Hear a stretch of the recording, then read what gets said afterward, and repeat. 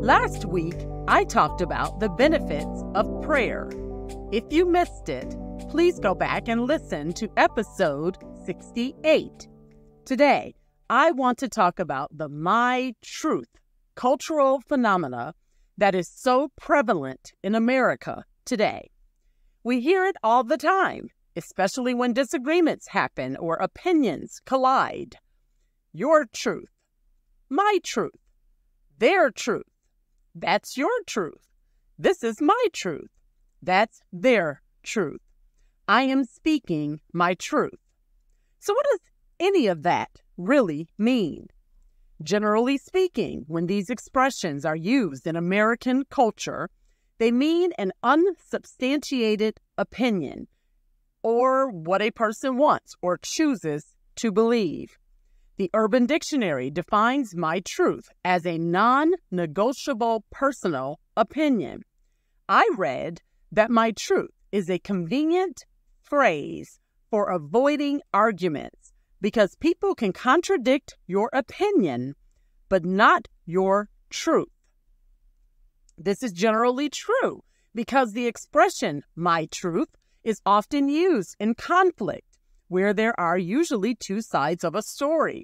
And often the real truth of what happened or what was said is never established or determined because my truth or your truth have been accepted as factual, substantiated statements. You may have heard the expression, there are three sides to every story. Your side, my side, and the truth. And no one is lying. That no one is lying part had me baffled for a minute because I'm thinking, how could all three perspectives be the truth? I mean, somebody has to be lying, right? Especially when each side is a different account of what happened. How do you ever determine the truth of any situation or circumstance if everybody has their own version of the truth or filters the truth through their personal lens? How can fault or the root of a problem ever be determined? I remember picking up my firstborn son, who is 18 years old now, from kindergarten, and his teacher telling me that he was concerned about whether there would be enough pizza left over during a school pizza party when he wanted to get a second slice. So he took a napkin and he placed it on top of his plate with his slice of pizza still on the plate, and then he asked his teacher for another slice of pizza.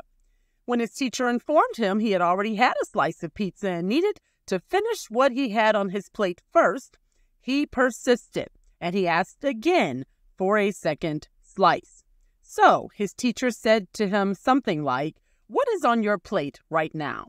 To which my son responded, "I don't see anything. I don't see it." Now, if we applied the truth principle or the my truth principle, there would be two versions of what happened here.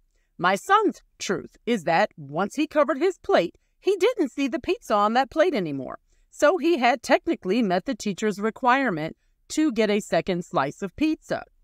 The teacher's truth is she knew and could possibly see the indentation of the pizza under his napkin. Even though it was covered, it was obviously still there. And my son knew it was still there, albeit hidden.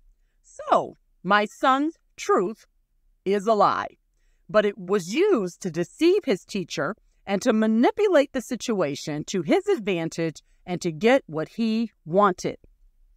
This is an example of how my truth is a slippery slope because it opens the door for deception, manipulation, misinformation, selfishness, and so many other undesirables to come into any given situation. It's also a slippery slope because my truth does not require or include any accountability, which can ultimately stunt personal growth and create character deficits.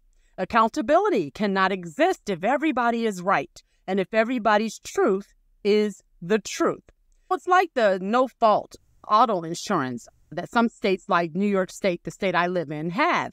The facts of what happened during an accident don't matter because everybody's liable whether they caused the accident or not. No fault essentially means no culpability or accountability. Even in competitive sports for kids, the concept of a winning team and losing team have entirely been eliminated. Everybody is a winner. But where do you go in life or in a game if you start at the mountaintop? If you come out of the gate a winner, what do you have to work towards from there? Where's the motivation or the need to grow or to strengthen weaknesses? How would you even know what your weaknesses are?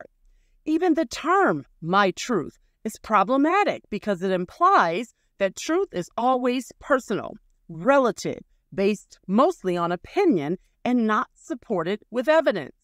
But if everybody is always right, according to their personal worldview or personal truth, then why would the word wrong be in the dictionary? I read that even though everyone is entitled to their own beliefs and opinions, a belief is not a truth. The truth is universal. It's unchanging. It's proven by evidence, and it cannot be owned. If the truth becomes personal, it loses authority. As the quote says, truth is a constant, unchanging, unwavering standard by which we can determine right from wrong, good from bad, left from right, black from white, and so on. It is not a moving target or based on relativism. There's no stability or reliability in truth that is constantly changing. Truth is absolute and can stand independently. It is not affected by our feelings or opinions. Truth is universal.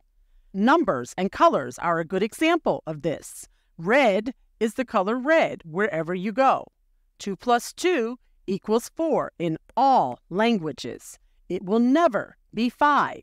It is an absolute and universal truth. Other examples of universal truths are the earth revolves around the sun gives us light, and humans are mortal. I'm sure you could think of a few to add here as well. Can you imagine if traffic laws or the rules on your job kept changing based on the day or who was in charge? Today you can turn right on red. Tomorrow you can't. Today the red light means stop. Tomorrow it means go. Today you're considered late if you come in after 9 a.m. Tomorrow if you come in after 7 a.m. Imagine the confusion and the chaos that this would create. Imagine if there was never a consequence for your action, or you could twist the truth to suit or support your version of what happened, and it was accepted as universal truth. Laws and truths exist for a reason, for distinction, order, cooperative living, and accountability, to name a few. In court trials, legal trials, truth and accountability are determined by the facts and the evidence presented. If the facts or evidence show that you broke the law, it doesn't matter what your truth or version of what happened is, because the law is the truth and the standard, no matter what your opinion is. Maybe you think it's a stupid law or an unnecessary law. That may be your truth or your opinion, but it doesn't change the fact that it is an enforceable law which has consequences if broken or violated. Living life according to your truth and never having to be accountable for when and if you are wrong is not just a slippery slope, but it can be downright dangerous. It can eventually stunt growth if you never have to address or work on flaws, shortcomings, mistakes, things you have done to others that may be considered wrong or harmful, or issues because you can hide behind your version of the truth. There are a couple of scriptures I want to share with you. One is, woe unto them that call evil good, and good evil, that put darkness for light, and light for darkness, that put bitter for sweet, and sweet for bitter. Part of growing up is taking accountability for our actions, good and bad, and course correcting when we are wrong, as well as growing from the lessons learned from our mistakes and our failures. That is how character is built. There's another scripture that says, so that we may no longer be children tossed to and fro by the waves and carried about by every wind of doctrine, by human cunning, by craftiness and deceitful schemes. There's another scripture that says, when I was a child, I talked like a child. I thought like a child. I reasoned like a child. But when I became a man, I set aside childish ways. I no longer used childish ways. Dr. Henry Cloud is quoted as saying, whenever someone is not allowed to own their own behavior or suffer its consequences, boundaries are being crossed. That cross boundary, in my opinion, is the truth that doesn't change and that needs to be the standard or basis from which we determine what happened, whose responsibility it is, and where the accountability lies. The preamble to the Declaration of Independence says, we hold these truths to be self-evident, that all men are created equal, that they are endowed by their Creator with certain unalienable rights, that among these are life, liberty, and the pursuit of happiness. That means the truths mentioned are unquestionable and beyond debate. That is the essence of what truth is, unquestionable and beyond debate. And I might add, weightier than our individual opinions. Thanks for listening to today's episode. Bye for now.